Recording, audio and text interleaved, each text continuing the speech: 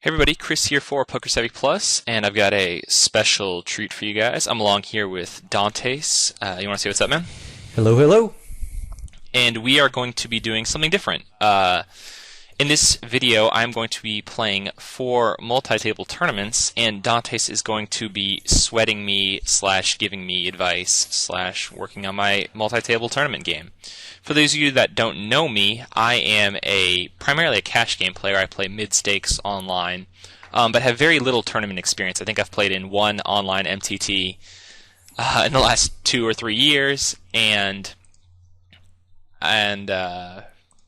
I played in a $1,500 event at the World Series this year that I cashed in. But other than that, I've got basically no tournament experience, and Dantes, being a tournament pro, obviously has a lot. So what he's going to help me do is kind of talk about situations for a player who's played a lot of cash games or played a lot of poker, but is kind of a newer player to tournaments, and work on situations that I'm going to be not used to playing. Obviously, with shorter stacks, I'm used to playing 100 to 250 big blinds, playing in spots where money calculations come into effect, because obviously in a cash game you don't really worry about payout structures or anything like that.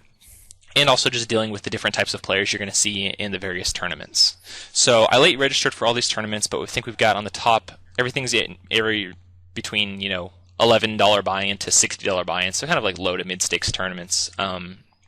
Yeah, after that, we're just going to kind of run with it. Do you have anything you want to add to that, Jeremy?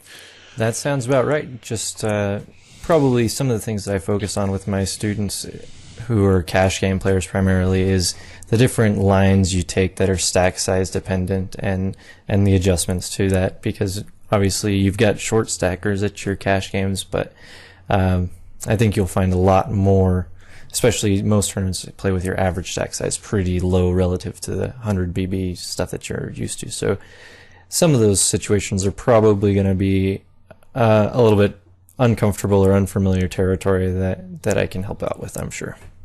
Absolutely. So, yeah, that sounds about good. No real information on any of these tournaments. Like I said, I late registered for most of them just because I wanted to get started. But we're still in the fairly early stages of the 1530, 2550, 30, 60 blind levels. So stacks are still, to a point where I'm pretty comfortable playing. But of course, as stacks get shorter, I'm going to get less and less familiar, with operating with a 10 to 30 big blind stack, which is definitely when I was playing in the World Series this year, where I found a lot of my lack of comfort going. So in terms of like opening ranges and stuff, again, I'm just kind of going to go based on feel. I don't have a ton of experience, but I'm going to treat the basic limps in from early positions as weakness and the like. Here with the jacks, I think shoving's probably the best play, or would you think a different size? I think shoving is definitely profitable. However, it just depends on how widely you think he's flatting you. I'd go ahead and call. And okay. The reason for that is your hand is strong enough that shoving, he's going to call with obviously kings and aces and whatever his calling range is. But he might try to bluff you here a little bit. It might widen his range when you just call. So I still want to call. I'm sort of trapping with that idea, okay, if that makes sense. Yeah, no, it does. And certainly you can induce back raise shoves from weaker hands. Yeah, I don't think he's going to fold ace-king suited no matter what your line is, so it doesn't really matter in this particular spot. But maybe he'd fold nines if you shoved, and if you just flat, he might shove over you.